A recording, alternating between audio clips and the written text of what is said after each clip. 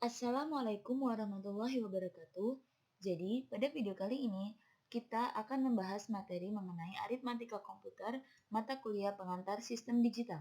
Sebelumnya, perkenalkan terlebih dahulu nama saya Vini Sylvia, NPM 1917051010 Prodi S1 Ilmu Komputer. Nah, yang pertama harus kita tahu adalah definisi dari aritmatika komputer itu sendiri. Jadi, aritmatika komputer atau yang lebih dikenal dengan ALU adalah salah satu bagian dalam dari sebuah mikroprosesor yang berfungsi untuk melakukan operasi perhitungan aritmatika. Tugas utamanya adalah melakukan semua perhitungan aritmatika yang terjadi sesuai dengan instruksi program yang diberikan oleh user. Nah, berikut adalah representasi proses ALU. Jadi, ada 4 komponen ALU, yaitu control unit, register, dan flux. Nah, register itu adalah tempat penyimpanan data sementara dalam CPU selama proses eksekusi. Apabila terjadi proses eksekusi, data yang ada di dalam register itu akan dikirim ke ALU untuk diproses dan hasilnya akan diletakkan di register juga. Lalu, untuk control unit, itu akan menghasilkan sinyal yang akan mengontrol operasi ALU dan pemindahan data dari ALU atau ke ALU. Sedangkan flux itu diset oleh ALU sebagai hasil dari suatu operasi ALU. Nah, representasi bilangan biner. Representasi bilangan biner ini dibagi menjadi 3, yaitu unsigned integer, nilai tanda, dan komplement 2. Unsigned integer itu digunakan untuk keperluan penyimpanan dan pengolahan komputer yang memerlukan bilangan biner, di mana satu word 8 bit menyatakan biner dari 0 sampai 225. Dia memiliki kelemahan yaitu tidak dapat menyatakan bilangan biner yang negatif. Yang kedua adalah representasi nilai tanda. Ini digunakan untuk menyatakan nilai integer negatif dengan cara melihat biner yang paling kiri. Contohnya, ada biner 0001, 0101, itu positif 21. Kita lihat dari mana? Angka biner yang paling kiri itu adalah 0. Jadi kalau yang paling kiri 0 itu dia bilangan desimalnya positif, sedangkan kalau biner yang paling kiri adalah 1, maka dia desimalnya adalah negatif. Representasi nilai tanda memiliki kelemahan juga, yaitu adanya representasi ganda pada bilangan 0. Selanjutnya adalah representasi komplement 2. Sistem bilangan pada komplement 2 menggunakan bit paling kiri sebagai bit tanda dan sisanya sebagai bit nilai seperti pada representasi nilai tanda. Hanya saja dia memiliki perbedaan pada representasi bilangan negatifnya. Contoh, kita mempunyai bilangan desimal positif 21, yaitu binernya 0001, 0101. Untuk mencari bilangan desimal negatif dari 21, itu pertama kita komplementkan biner dari positif 21 dengan cara mengubah 0 menjadi 1 dan 1 menjadi 0. Didapat seperti itu 110, 1010. Lalu hasil dari komplement biner tadi kita jumlahkan 1 pada LSB-nya atau biner yang paling kanan sehingga menghasilkan 1110 sebagai bilangan biner dari negatif 21. Selanjutnya kita akan bahas rangkaian utama pada ALU. Jadi karena ALU itu merupakan rangkaian aritmatika yang maksud saya rangkaian yang melakukan operasi perhitungan aritmatika, jadi dia memiliki 2 rangkaian utama, yaitu adder sebagai penjumlahan dan subtraktor pengurangan. Rangkaian adder itu dibagi menjadi 3, yaitu half adder, full adder, dan parallel adder. Half adder adalah rangkaian adder yang hanya dapat menjumlahkan 2 bit saja. Dia disebut sebagai penjumlahan tak lengkap. Nah, di sini dapat kita lihat tabel kebenarannya. Ketika ada 2 inputan, maka half adder akan menghasilkan 2 keluaran. Nah, keluarannya itu yaitu S atau sum dan CY atau carry out. Nah, carry out ini sama nilainya dengan nilai logika N. Jadi N itu akan bernilai 1 ketika semua inputannya itu 1. Sedangkan sum itu hasilnya itu sama seperti nilai dari gerbang logika exclusive OR. Jadi ketika inputannya berbeda, maka dia akan keluarannya itu 1 atau benar. Sedangkan kalau inputannya itu sama, maka keluarannya itu 0 atau salah.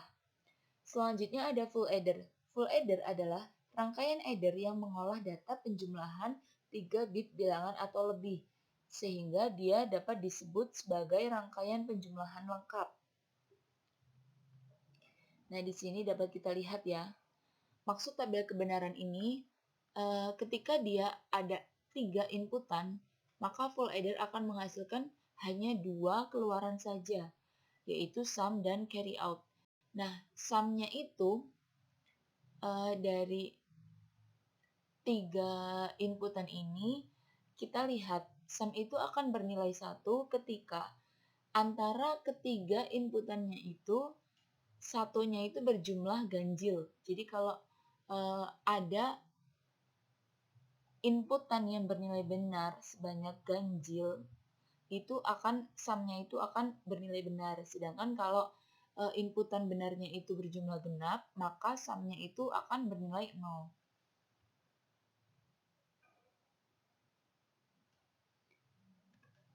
Selanjutnya adalah parallel adder. Parallel adder adalah rangkaian full adder yang disusun secara paralel dan berfungsi untuk menjumlahkan bilangan biner berapapun jumlah bitnya, tergantung jumlah adder yang diparalelkan. Nah, selanjutnya adalah rangkaian subtraktor atau pengurangan. Rangkaian subtraktor itu dibagi lagi menjadi 3, yaitu half subtraktor, full subtraktor, dan parallel subtraktor. Yang pertama adalah half subtraktor. Half subtraktor adalah rangkaian dasar untuk menyusun rangkaian full subtraktor dan merupakan implementasi dari operasi pengurangan dasar 2 biner. Pada rangkaian ini tidak ada pengurangan borrow-in yang dilibatkan.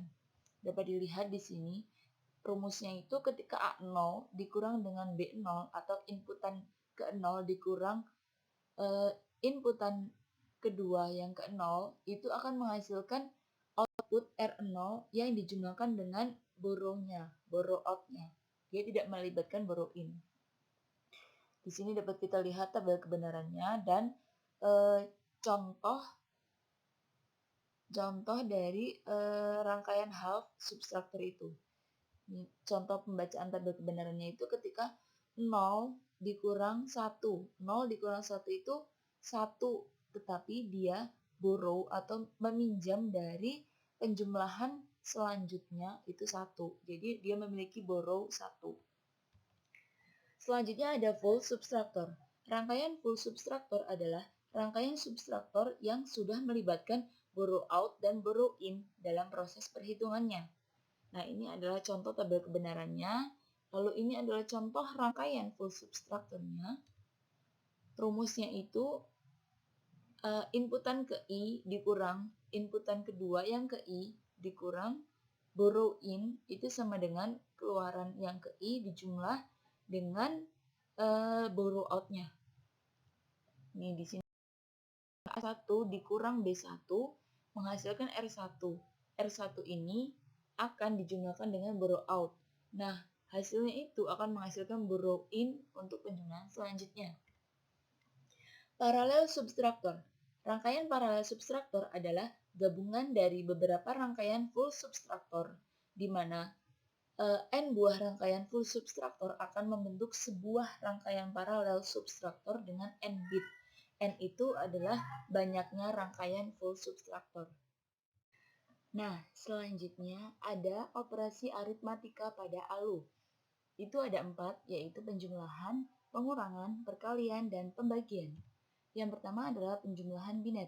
Jadi, konsep dasarnya itu ketika 0 ditambah 0 sama dengan 0, 0 ditambah 1 sama dengan 1, 1 ditambah 0 sama dengan 1, dan 1 ditambah 1 sama dengan 0, namun dia memiliki carry out sama dengan 1. Contohnya, contoh 1 nih, ketika ada biner 1010 dijumlah dengan biner 100. Kita melakukan penjumlahan itu dari biner yang paling kanan ya. 0 ditambah 0, 0. 1 ditambah 0, 1. 0 ditambah 1 itu 1, dan satunya itu langsung turun karena dia tidak ada penjumlahan biner lagi di bawahnya. Lalu contoh yang kedua, 1001, 1001 ditambah dengan 101100. Nah, dari biner yang paling kanan. Biner yang paling kanan itu 1 dikurang 1 dijumlahkan dengan 0, 1. 0 dijumlahkan dengan 0, 0. 0 dijumlahkan dengan 1, 1. Dan 1 dijumlahkan dengan 1, itu tulis 0-nya dulu. Dan carry out-nya itu ditulis di penjumlahan selanjutnya.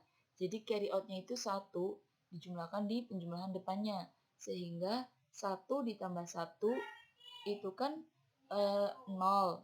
0 tambah 0, 0. Dia punya carry out 1. 1 ditambah 0 itu 1. 1 ditambah 1 itu 0. Carry out-nya 1. 1 ditambah 0, 1. Dan 1 yang paling kiri ini langsung turun ke bawah. Begitu ya. Nah, selanjutnya adalah pengurangan biner.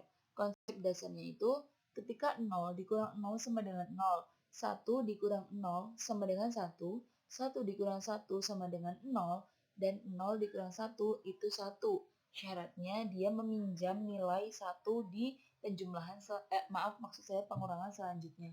Contohnya di sini ada biner 0011, 0000, 1001 dikurang 1000, 0111.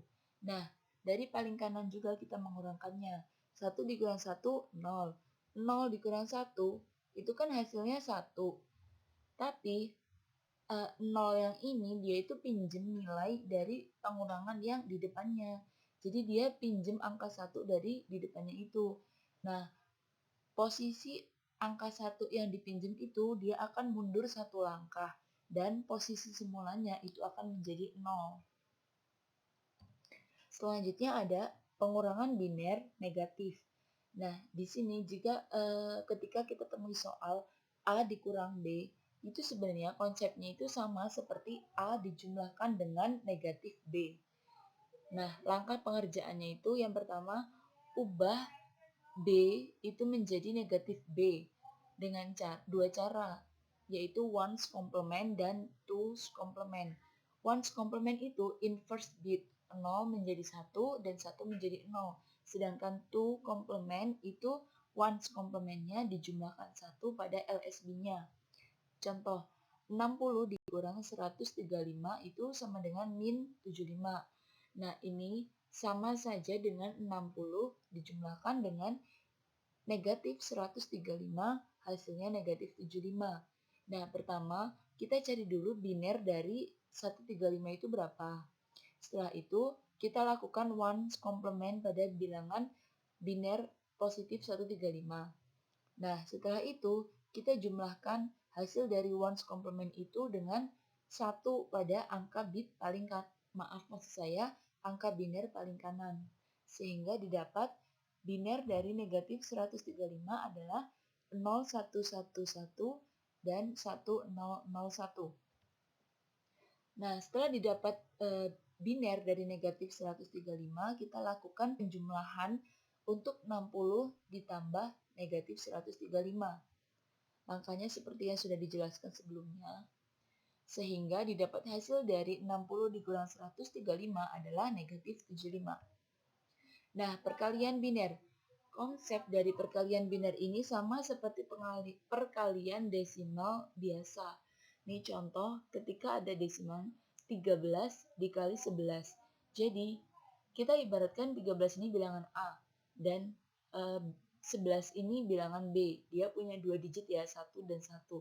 Nah, langkahnya itu kita kalikan setiap A dengan tiap digit pada B. 13 dikali 1, 13. 13 dikali 1, 13. Lalu kita jumlahkan hasil perkalian tadi. Nah, itu kita implementasikan pada biner seperti itu konsepnya. Ada 1101 dikalikan dengan 1011. Nah, 1101 itu kita ibaratkan tadi A ya. Lalu B-nya itu 1011 itu memiliki 4 digit, yaitu 1, 0, 1, dan 1. Nah, kalikan tiap A dengan, maksud saya kalikan A dengan tiap digit B. Lalu jumlahkan dan menghasilkan seperti ini. Selanjutnya adalah pembagian biner. Konsepnya juga sama seperti pembagian menggunakan porogapit pada bilangan desimal. Contohnya di sini ada desimal dari 9, biner dari 9 yaitu 1001 dibagi biner dari 3 itu 011. Nah, ini kan 10 dibagi dengan 11 itu nggak bisa ya. Lalu kita maju lagi 2 angka, 3 angka maksud saya. 100 dibagi 11 itu 1. Nah, 1 ini dikalikan menjadi hasil baginya. Nah, lalu dia dikalikan lagi untuk dikurangkan dengan yang kita gunakan untuk membagi tadi. Nah, itulah tadi pembahasan mengenai aritmatika komputer. Semoga dapat dipahami. Terima kasih, semoga bermanfaat dan wassalamualaikum warahmatullahi wabarakatuh.